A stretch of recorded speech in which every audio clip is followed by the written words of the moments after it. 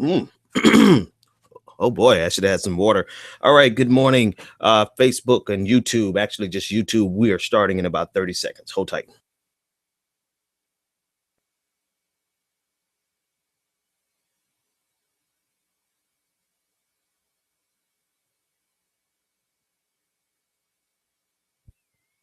And here we go. It's the Benjamin Dixon Show.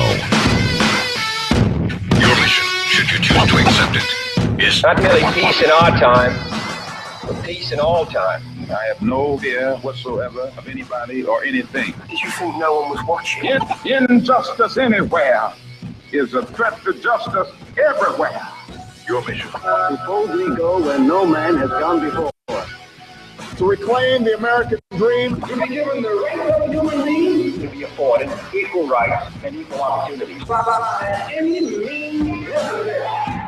It's the Benjamin Dixon Show. If you're hearing his voice, you're hearing the voice of reason. You've certainly come to the right place. Yes, you have. Welcome, ladies and gentlemen, to the Benjamin Dixon Show. I am your host, Benjamin Dixon. It is Wednesday, July 8th, 2015, and it is 30 minutes past the hour. Wherever you're headed, if you're supposed to be there at 7:30, you're already late. But I want to thank you for joining us. It has been a interesting 2 days for a lot of reasons, and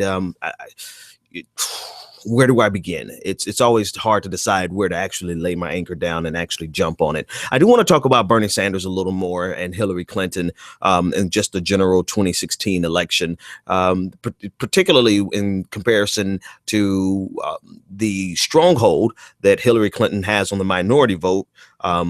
Out from latest polls shows that she maintains about 93% of the minority vote, where Bernie Sanders is only acquiring about 3%. So I want to talk about that a little bit. And then I want to talk about Donald Trump from the Republican side. A couple of very, very interesting things happening with Donald Trump, and some things that are well-deserved. He's losing a lot of contracts, and a lot of people don't agree with the methodology of how it's happening. And when I say a lot of people, Republicans don't agree with that. But I digress. I'm not worried so much about them. But I do want to talk about some of the contracts he's losing. And then I want to talk about the fact that despite the public outrage for his comments, he surged in the polls, which is going to be problematic for the Republican Party. But most recently, he lost a contract with PGA, the golf tour. And so we'll deal with that a little bit. Jared, everyone remembers Jared from Subway. So we don't know exactly what's going on with him, but apparently there was a raid on his home on yesterday. Really a beautiful, a ginormous home. I knew endorsements were big, but I didn't know endorsements from nobodies, for people who just, I guess he got a good agent. And then by the time he renegotiated, he was able to get a really good deal because his home was beautiful. But I digress. That's not the point of bringing him up. They raided his home for suspicion of child pornography. So, and then, of course, I don't want to say the great Bill Cosby, but the legendary and now infamous Bill Cosby footage has come out. Actually, transcripts. I don't know if it was transcripts or audio, because I have not heard the audio yet. So I'm going to assume that it was transcripts have come out from a 2005 deposition dealing with drugs that he acquired for the purposes of having sex with women. And I don't know if you can call that sex, Cosby. I think that's called rape, but we'll deal with that when we cross that river. All right. So where do we begin? I'm going to say Bernie Sanders and Hillary Clinton. I'm going to save that for the second segment. I want to start with Donald Trump. Donald Trump, and I played the clip last week. Donald Trump being Donald Trump. I don't know what, he's a caricature. I want to call him a clown. I want to call him a buffoon. But he has some business acumen, or perhaps there's a person behind him who is actually the brains, who constantly brings him out of bankruptcy, someone who's, carrying him by the hand, because anytime he opens his mouth in public outside of a script for The Apprentice, anytime he opens his mouth, he absolutely digs himself into a deeper hole. So far, Donald Trump has lost contracts with NBC, He's lost contracts with Macy's. He's lost a contract with Univision.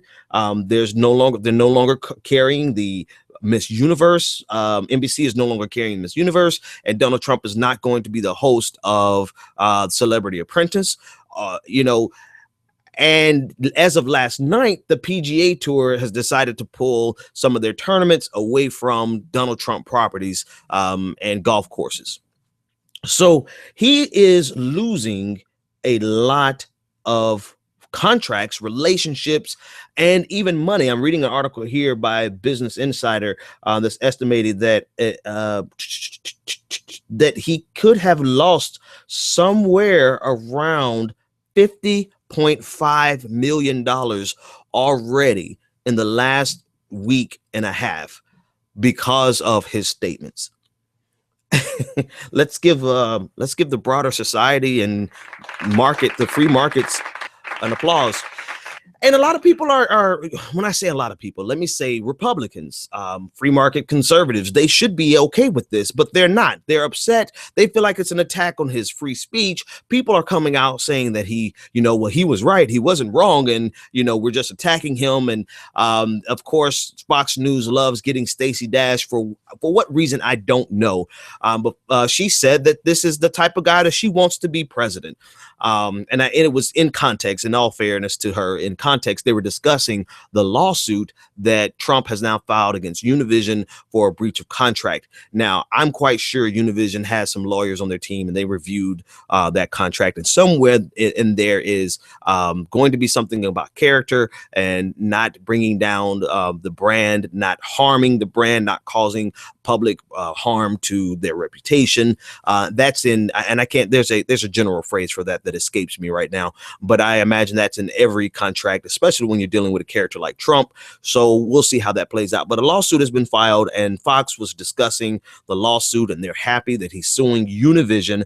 And of course, they brought in their favorite go-to girl, Stacey Dash, and she commented on that, he needs to fight it, and because he has the right, he wasn't wrong. He said it the wrong way, but what he said wasn't necessarily wrong, and that's the type of president that she wants running her country. I don't know where they get this infinite supply of crazy people and particularly crazy black people to say any and everything on Fox News. I'm surprised they don't have more more Hispanics or Mexicans saying these things, because Fox News is really great at getting people from a particular community to come out for money, because every commentator gets paid, come out for money and say something derogatory with regards to their demographic that Fox News themselves could not get away with. We're familiar with that tactic. We're familiar with that technique. But all of that to say this, the question on the table that's worth discussing is whether or not this is the appropriate response from our collective society. And when I say our collective society, I'm talking about the general population, the Hispanic population, who got together and brilliantly and masterfully executed. I mean, their protest was action. Their protest was boycott. Their protest was economic. And they took it to Donald Trump, estimated to have lost almost $50 million right now so far. And his overall wealth is estimated at $9 billion. So 50 million is not a huge deal, but every day that his product is not in Macy's, every day that his brand is taking a hit, every day his TV shows are not on, he's going to lose more. So this 50 million can easily balloon into 100 million, 150 million. And that's why he has a lawsuit with Univision. Donald Trump has to recover his brand, but the broader society is saying, we don't want you.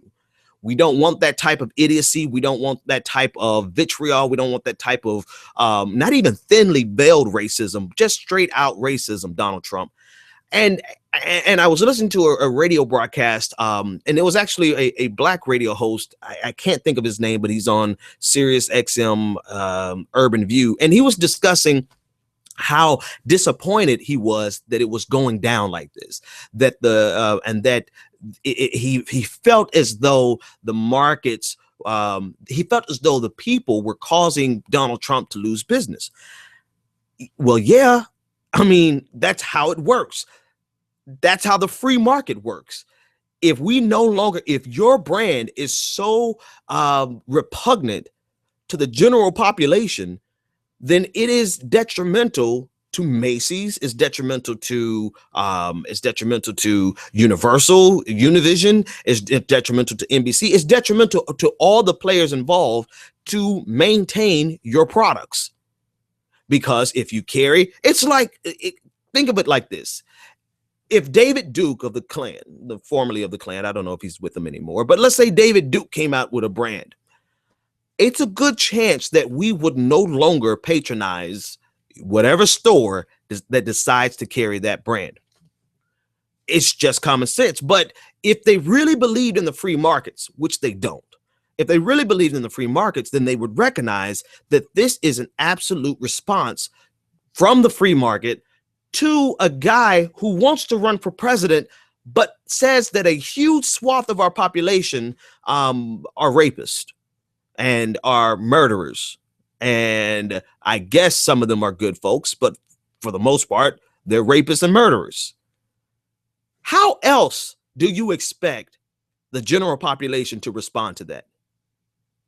And so now it's gone one step further, and the PGA Tour has pulled contracts and tournaments away from Donald Trump properties, which I think is a great thing. The last thing I'm going to say on this is the difference between Donald Trump and Donald Sterling. And I probably shouldn't open up this can of worms, but I think it's worthwhile mentioning. I actually personally was on the side of hang on, let me choose my words carefully here. Donald Trump came out into the public. He got in front of the entire nation and he said the most racist things, and then he doubled down on it. But never mind the double down. Let's just talk about the fact that he came out and thought that this was something acceptable that he could say in front of the entire nation in public. Donald Sterling was a racist, I don't have any more pejoratives that I can say. It's too early to start cussing, right? He was a racist, but he was a racist in the privacy of his own home. To me, those are two different things.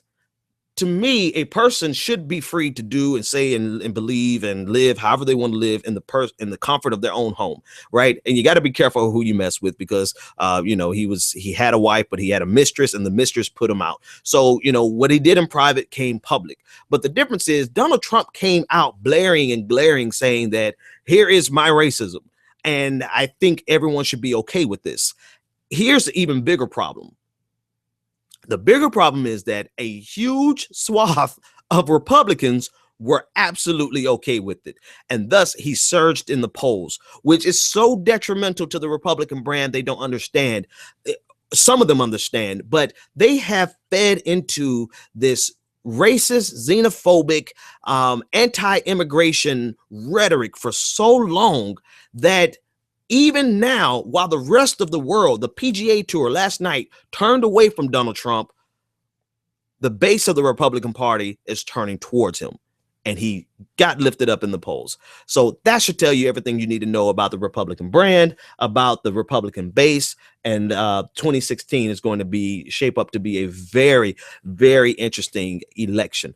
All right, folks, that's Donald Trump. When I come back, I want to talk about Bernie Sanders, and I want to talk about how he can get and why it's important that he does get the minority vote. We need Bernie Sanders to get some votes in the Hispanic community as well as in the African American community, because Hillary Clinton needs a viable opponent. Hillary Clinton needs to be challenged so hard that she may lose or she will lose. But without that competition, without a sincere battle, I think it's going to be detrimental to progressives in general. I'm not too worried about the Democratic Party. I'm talking about progressivism.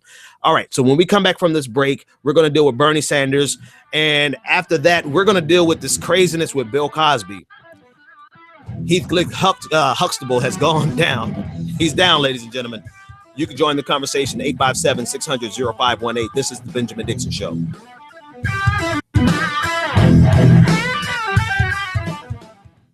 When you're ready to lose weight, why count, track, and worry over every meal? Jenny Craig makes it simple. Just walk into a neighborhood Jenny Craig Center or give us a call. You'll meet your dedicated personal consultant who helps you reach your goals. Together, you'll pick out delicious Jenny Craig foods that you'll love and design a menu that fits your life. And the best part is that you can get started losing weight right away. Don't wait any longer to take advantage of our best offer ever. Call 1-800-JENNY20 or visit jennycraig.com. This is the sound of salmonella gyrating on your undercooked chicken. And it looks like Mom might be taking it out a little early. Don't let salmonella get funky with your chicken. On average, 1 in 6 Americans will get a foodborne illness this year. So use a thermometer to cook each type of meat to the right temperature. Keep your family safe at foodsafety.gov. Brought to you by the USDA, HHS, and the Ad Council. On the next episode of Recipes for Disaster. I'm making beef sliders for my friend Sandy. Nana taught me to always pull meat off the grill early, so it's extra juicy. Use a food thermometer to ensure ground beef is 160 degrees, or you could make people really sick. Sandy didn't think twice about the slider she ate until yoga class, when a nasty case of food poisoning turned her downward-facing dog into upward-moving lunch. Watch Recipes for Disaster at foodsafety.gov and learn the steps Maria unwittingly leaves out. Brought to you by the USDA, HHS, and the Ad Council. When I grow up, I want to be a new pair of blue jeans. When I grow up, I want to be a kid's first computer. Warm fleece on a cold day. I want to be a bike that races around the country. I want to be a bench on a forest trail. When I grow up, I don't want to be a piece of garbage. And if you recycle me, I won't be. Give your garbage another life. Recycle. Learn how at iwanttoberecycled.org. Brought to you by Keep America Beautiful and the Ad Council. Welcome back to the Benjamin Dixon Show. If you're hearing his voice, you're hearing the voice of reason. I guess I'm the voice of reason sometimes. Not every day. Not every day. But on days like today, I think I am the voice of reason. Here, Bernie Sanders versus Hillary Clinton, because that's really what it's going to come down to. Initially I had some hopes in Martin O'Malley from Maryland, but he came out of the gate so poorly and with such a horrible strategy. He wanted to run against the White House, which is, absolutely asinine. So I had a little stock in him because I kind of liked him, but no, it's going to come down to Hillary Clinton versus Bernie Sanders. And here's why it's so vitally important that Bernie Sanders keeps up the momentum that he has, that he must absolutely present a existential threat to the Clinton campaign. He must, because anyone that goes in with a sense of inevitability is going to go into the general election weak. There's no question about it. Hillary Clinton is only going to be as strong as, or Bernie Sanders for that matter, is only going to be as strong as their opponent is in the primaries. They're only going to be as strong as the fierceness of the battle that the primary becomes. But right now, where Bernie Sanders is doing great with huge crowds, so far he's having the biggest crowds out of any candidate, Republican or Democrat. Right now, he does not stand a chance. Just looking at the polls that came out over the weekend, he is so far behind with regards to the minority vote that it's a tragedy. 93% are tied up with Hillary Clinton, 3% with Bernie Sanders. And for Hillary Clinton let me start that sentence over. For Bernie Sanders to pose a sincere threat, he can make it through Iowa. He could probably make it through New Hampshire. But when it comes to the broader electorate, he is going to have to get the minority vote. And I was watching a clip of the David Pakman show, and he was speaking. He actually got a call from a listener, one of his regular listeners, who actually thought that Bernie Sanders was a Republican. And it was an African-American caller, and she was so adamant about voting with Hillary because she's a Democrat, she's a progressive, and she insinuated, she didn't directly say it, but she insinuated her belief that Bernie Sanders was a Republican. In general, Sanders has a name recognition problem with the general population. He's very popular amongst young white guys. if you look at his campaign rallies, he does well in that demographic. He does well with millennials. Absolutely great job. I think he does better. He absolutely does better with younger African Americans and younger Hispanics, college age students, those people who are actively engaged in the online political community. He does well there. But we absolutely need him to begin to reach out to minority groups, so that if nothing else, he can pose the threat that is necessary to Hillary. I'm sorry. I am not looking forward to, nor do I think any America needs a Clinton versus Gore. I mean, Clinton versus Gore, Clinton versus Bush. You know, America is already aristocratic. It's already it's already for the 1%. Can we not at least get a figurehead representative? Because sometimes that's all the president is. Not all the times, but sometimes that's all the president is. Can we not at least get someone from a different family line? Now, with that being said, I think Bernie Sanders, with the momentum that they're and the pace with which they are running, I think he is going to be the only person that can give Hillary Clinton a run for her money. And we need him to. We need him to, for the broader conversation. We did an entire show on Monday with regard to the broader conversation that we can finally have with a candidate like a Bernie Sanders. And if Elizabeth Warren decides to run with him, or at least campaign for him, then the conversation is going to go places that it would never go unless they were in that campaign. And that's why it's so vitally important that every step of the way, Bernie Sanders poses a threat to the to Hillary Clinton. And I started saying the black community because he's polling very poorly there.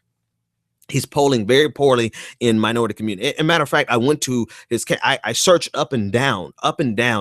Two things. First of all, Bernie Sanders team Sanders, get your SEO going. Get your SEO rankings going, because when I type in Bernie Sanders, I should not go to a Huffington Post piece. When I type in Bernie Sanders on Google, I should not come to a Huffington Post piece as the #1 hit.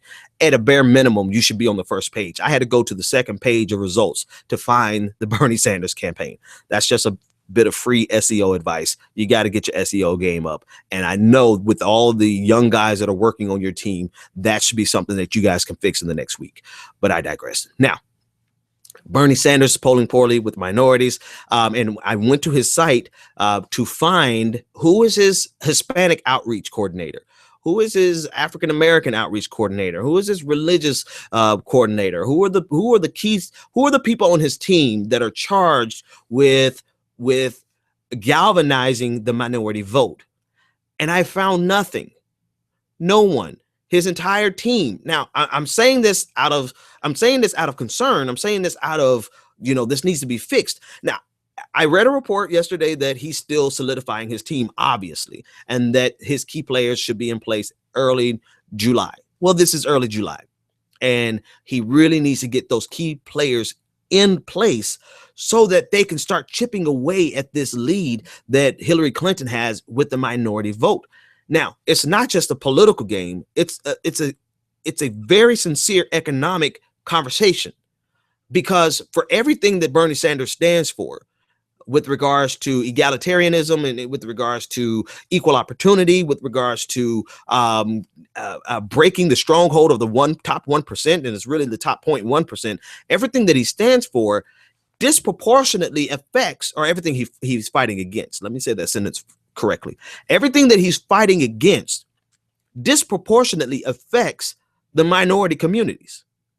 And so that's why it's uber important that his message gets down to the minority groups in a way that they actually can start to see that there is a difference between a Washington insider and a Washington outsider. There is a difference between a person who's run and backed by corporate America and a person that's run and backed by the people.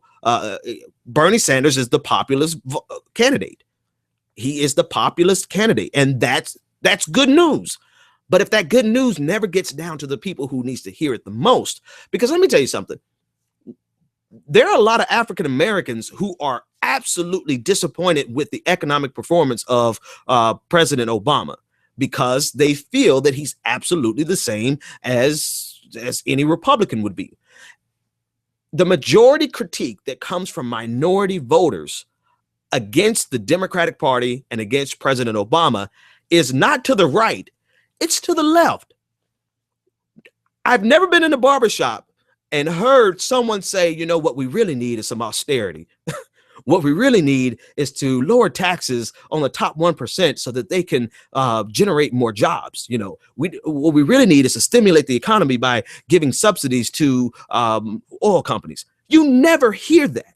The critique in the African-American community is always to the left, because if anyone understands the negative impact of capitalism, it's Black folks and Hispanics and minorities in general.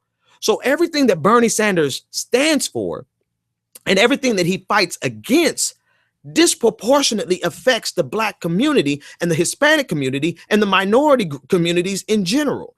So if they actually heard in a meaningful, consistent way what Bernie Sanders stands for, I don't think Hillary Clinton would stand a chance in the minority community.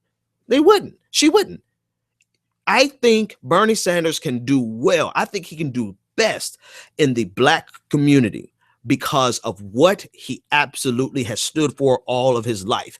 And that is going to be a benefit to progressivism as a whole. That is going to push the national conversation back towards the actual center. Because for the last 30 years, we have not had a conversation between the left and the right. We've had a conversation between the far right and right of center.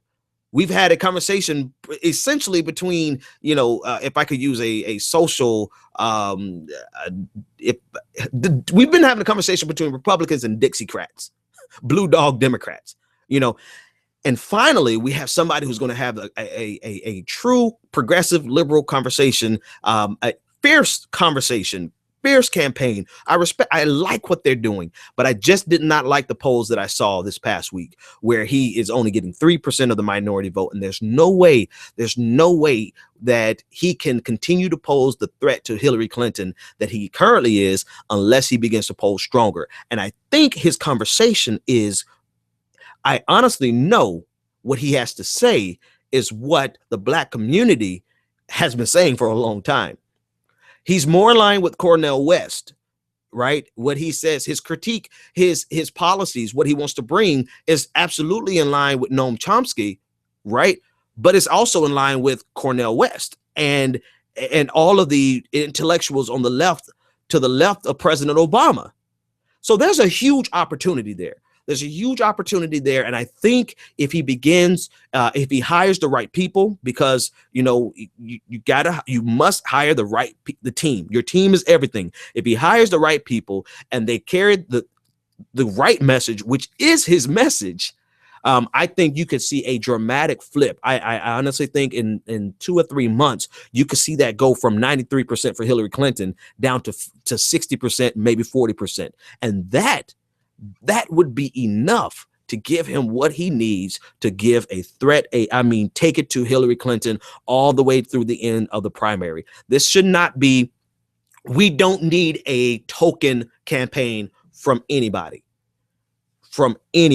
Every person in this progressive Democratic primary needs to come out as fiercely as possible, because if nothing else, we need it to be said that we are not going to sit back and simply allow an aristocracy on our side of the aisle.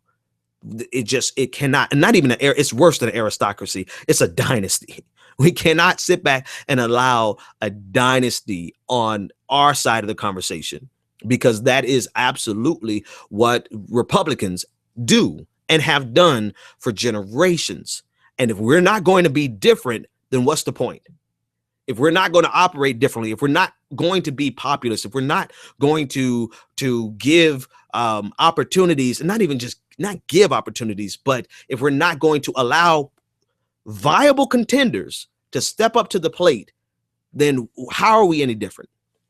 So Team Sanders, I want you guys to go hard. I want you guys to go far. I want you guys to do everything that you can. And I see that there is an absolutely great opportunity for you in the minority communities, because everything that Bernie Sanders fights for and fights against, it's an economic we're talking about the fundamentals of our economic system.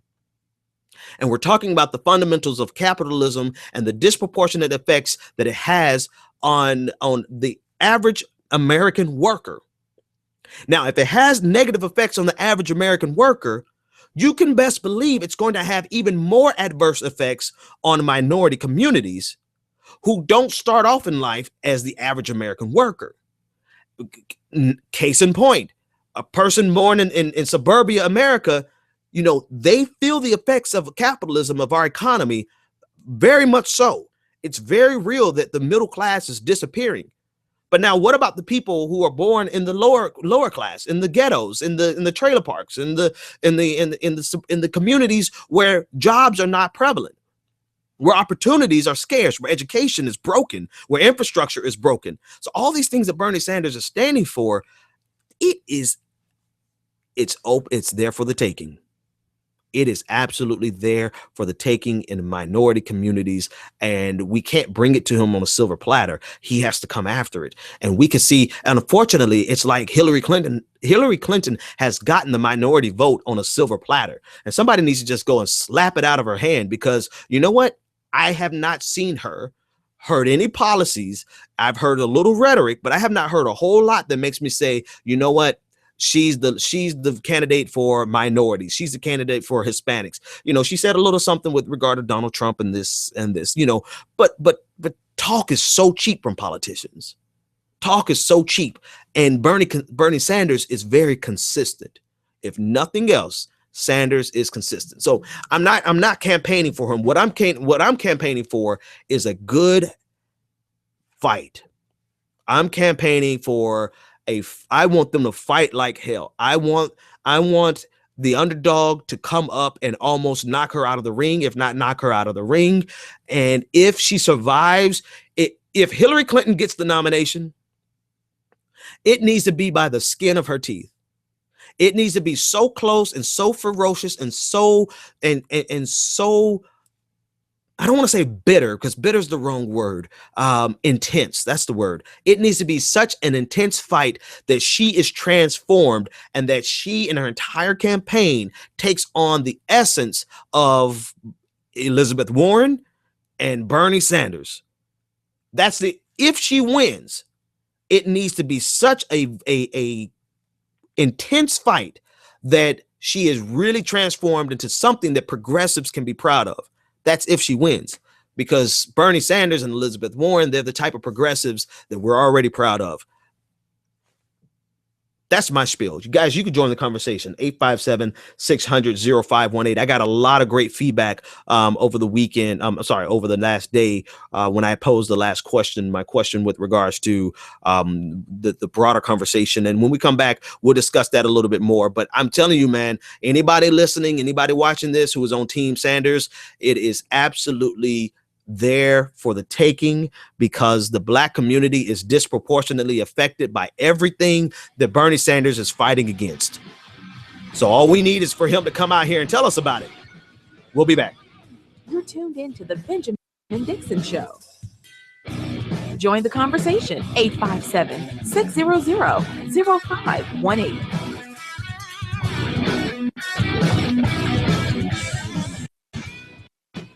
Looking for the right business opportunity? Need the right product, the right marketing plan, and the absolute best training in the world? Well, look no further. The Elite Team. Every leader in time excels.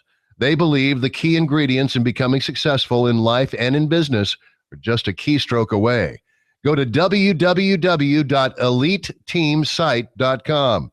That's www.eliteteamsite.com. The Elite Team has a system in place that will move you closer to achieving your goals and dreams. Visit www.eliteteamsite.com or TonyFlemingEnterprises.com today. College is important, but it can also be expensive. College Planning Services is a group of educators, administrators, counselors, and other licensed professionals that work together to provide the necessary services, networks, and information to reach students that are serious about getting a college education. College Planning Services partners with financial institutions, corporate sponsors, and other major players in the global market to strategize in building a pool of information regarding financial aid, scholarships, and funding information to assist students in preparing to access the essential resources to build upon their path to an educational future. Learn more at collegeplanningtoday.com and let us help you start your college career.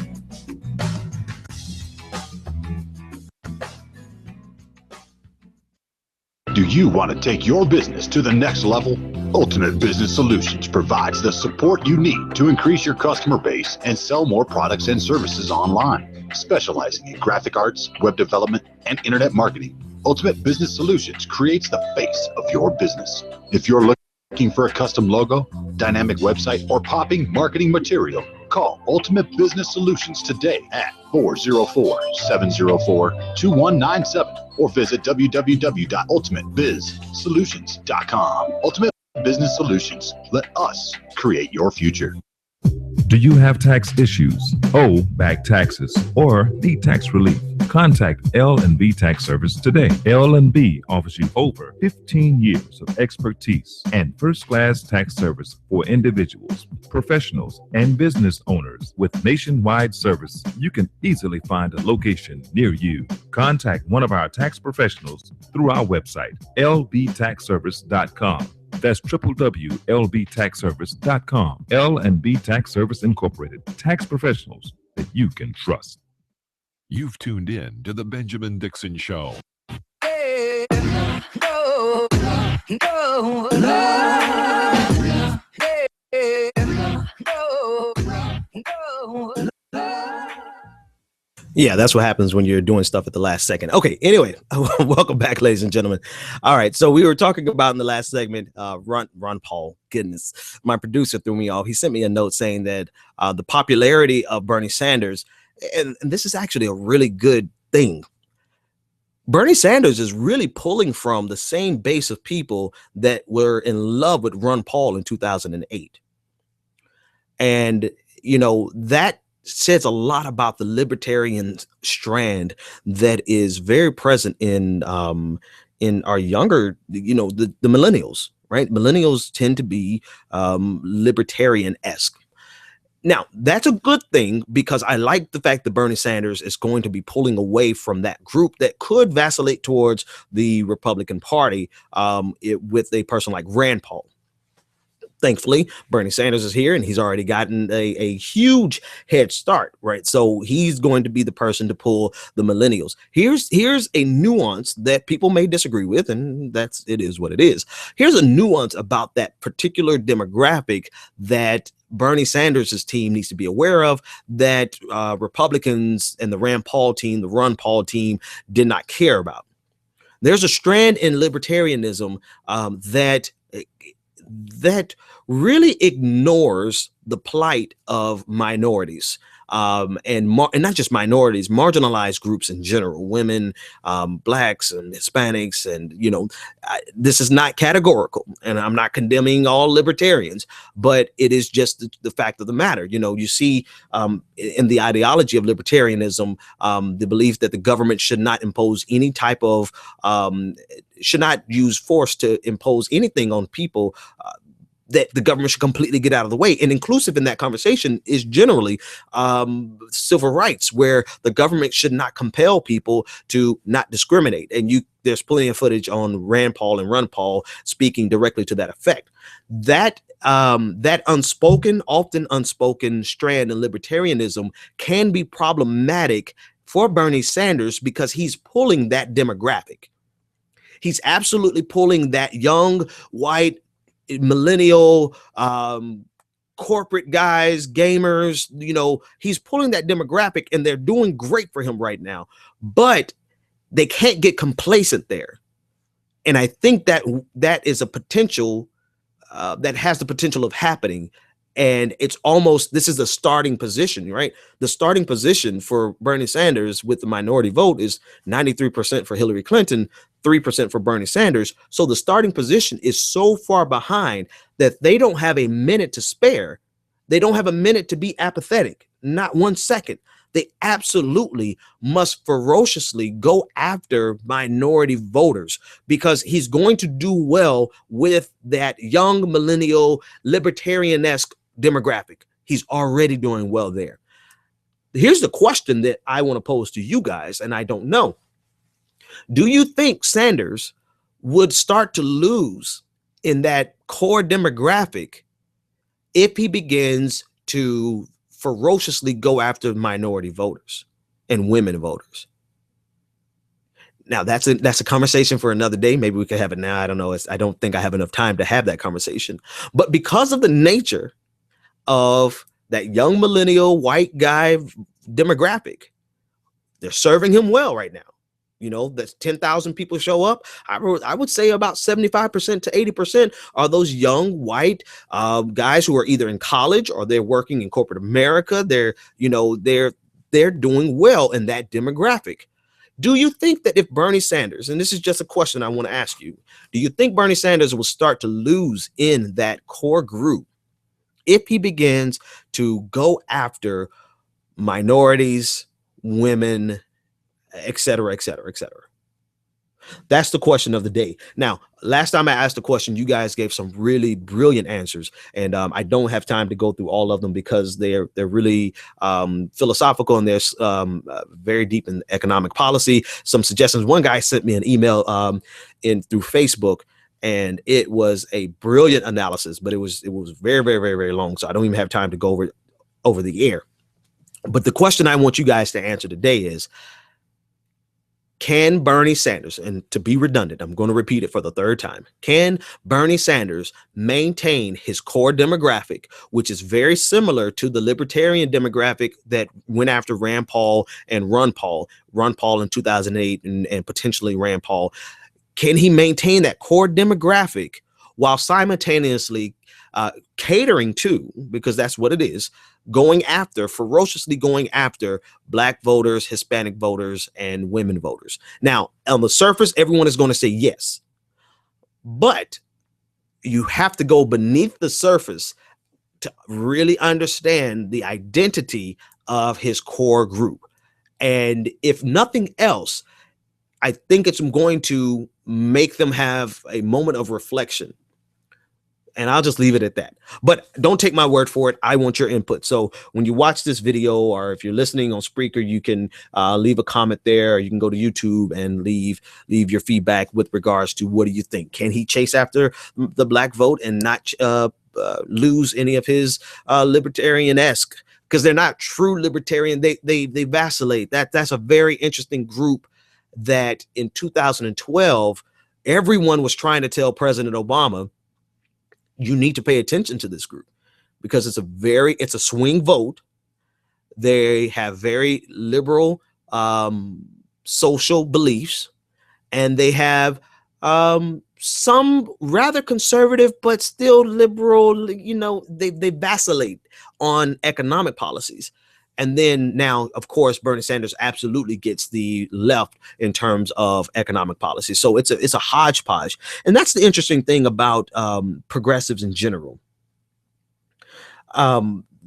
Progressives in general, it's a big tent. It is you're going to have people who, on some conversations, we can start arguing with each other. I mean, we could get into it as if we were conservatives versus liberals, right? And you see that. You see, like, with the African-American vote and the LGBT community, right? Black people are overwhelmingly religious and they oppose gay marriage. But in the same breath, we will be side by side standing with the LGBT community on other issues. So it's very possible to have antagonistic demographics inside of one party and one side of one movement and inside of one campaign. Bernie Sanders can absolutely, he's going to have to right? Not philosophically speaking, not rhetorically speaking. He is absolutely going to have to be able to put underneath the tent of his campaign people who generally disagree on a lot of things. You know, people who believe that racism is a huge problem, and then people who think, come on, you guys, we're still talking about race. People who believe that women need equal work for equal pay, and then other people who believe, come on, guys, you know, we're still talking about this. You know, so we have to be mindful of the contention that could be present, but absolutely he needs all of those demographics. So I want your greater wisdom. I don't want to, you know, I don't have the answer to it. I have my own suspicions, and I suspect that at a bare minimum, it's going to require us to reflect on our individual ideologies, our individual, and I don't say this in prejudices, but I don't mean that in the sense of racism. We all have our biases. That's what I should have said. Our individual biases, our individual hangups, and it's going to require us to look at ourselves a little bit and say, okay, you know what? For the greater good, we do need to reach out to this demographic. We do need to bring women more into the fold. We do need to, and Bernie Sanders, absolutely, if two demographics that he's behind on, minorities and women, and we absolutely need to take it to the Clinton machine. Nothing against you, Hillary, except I mean, in general, to be honest with you, I don't want a dynasty. I absolutely am opposed to having another Clinton or a Bush. It's nothing against you, Hillary. Yeah, so that's that. All right, so in other news, and I know Bernie Sanders is the thing that I really want to talk about the most, but Bill Cosby has now, a judge in a 2005 deposition has released that deposition, which shows Bill Cosby's confession to buying drugs. And I can't even pronounce it. I don't have it in front of me. Whatever, something with a Q. For purchasing drugs for the purpose of having sex with women. I'm not comfortable with that phraseology. You don't buy drugs for the purposes of having sex with women unless you're just that, you know, unless you're personally using it like alcohol and you're so afraid of women that you are, you know, you need drugs to get in the mood, right? But no, that's not how he was using them. Bill Cosby allegedly used them to drug women, and now the judge in that case has said that the reason Quaaludes, there it is, Quaaludes, thank you. The reason he let that information go was because he felt that Cosby was being such a hypocrite in this entire conversation. And, you know, hey, I don't understand. If you did a 2005 deposition, that was only 10 years ago. If you did a 2005 deposition and it was on the books that you purchase drugs for the purposes of having sex with women, how do you maintain this facade of innocence when all anyone has to do is go and find this deposition, and then the world will know all this time you've been potentially lying? That's the thing that bothers me the most. Yes, it's absolutely terrible. And all of the victims, it's very, very terrible. But what's adding insult to injury is the level with which Cosby maintained this facade of innocence, this arrogance, this like, how dare you accuse me of something when in actuality you had already confessed to it in a deposition, which means that there are multiple people out there who are alive today who realize that you've been lying all this time. That is what I think bothers me the most, is the arrogance and the confidence of what control. Did he believe he had all these people under control? Did he believe that the judge would never, that he control, that the judge would control and never put out this deposition? I don't understand. So that is what bothers me the most about this. And my producer said I've gone dead, but I have a green light across the board.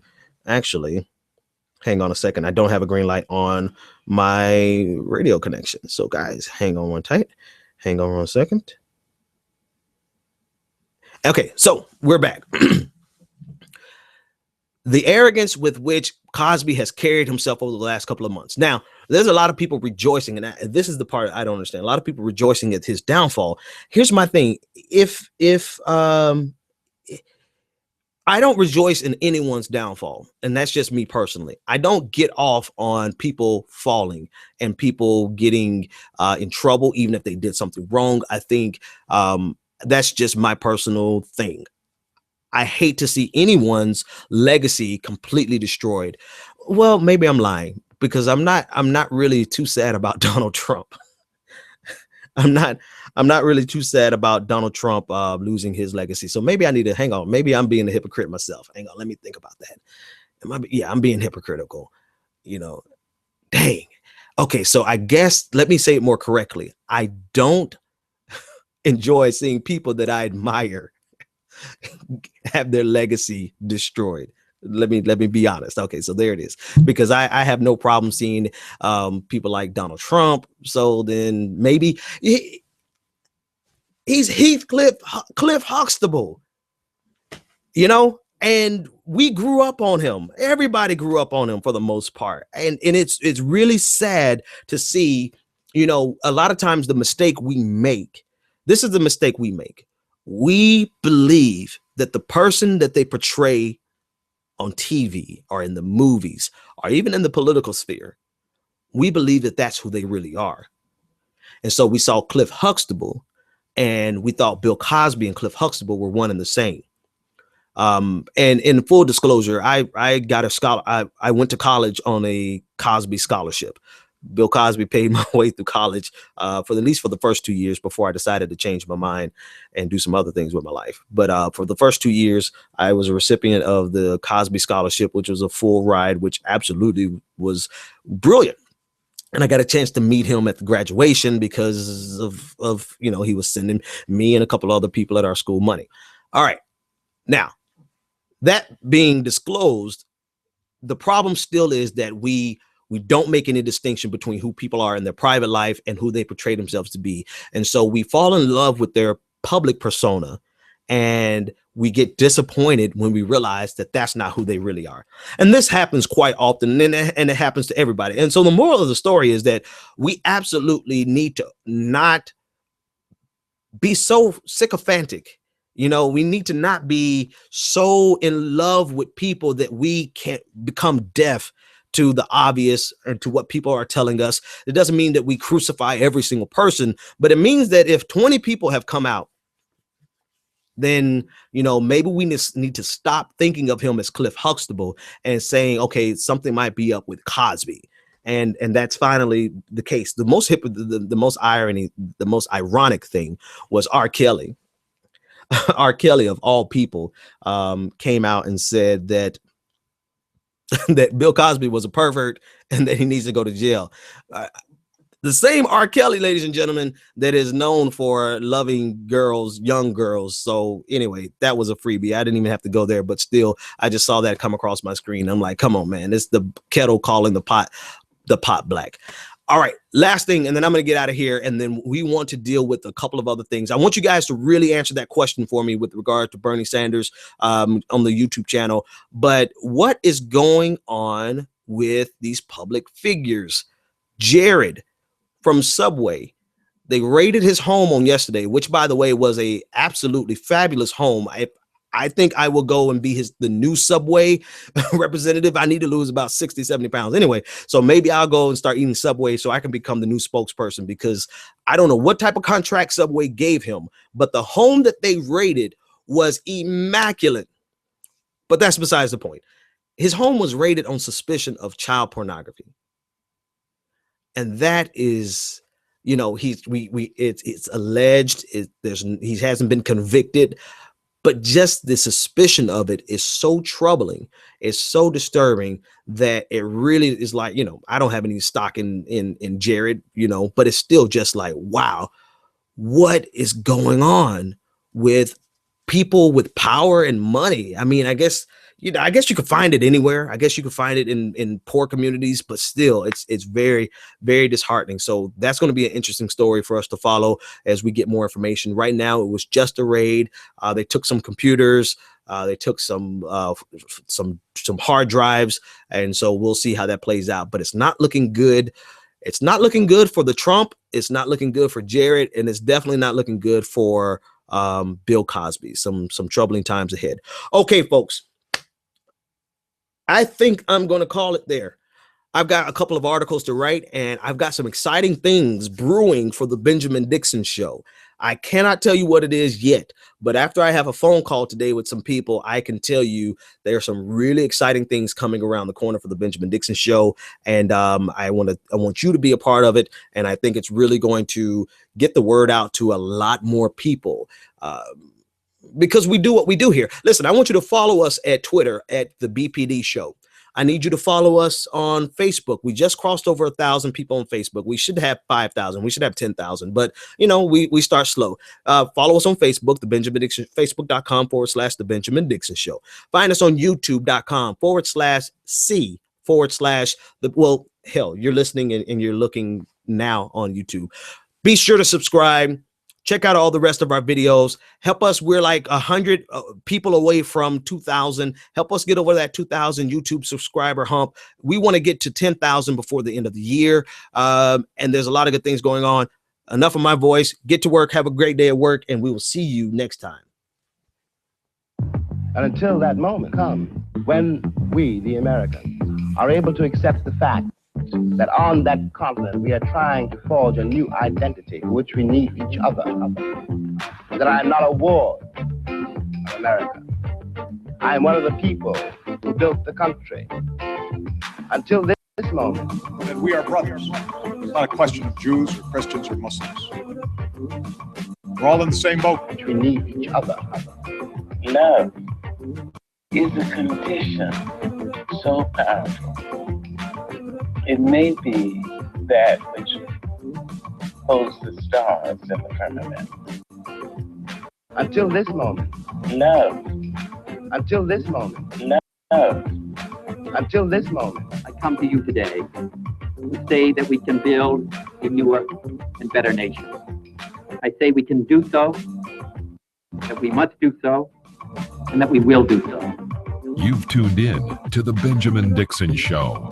Visit us online at www.thebenjamindixonshow.com.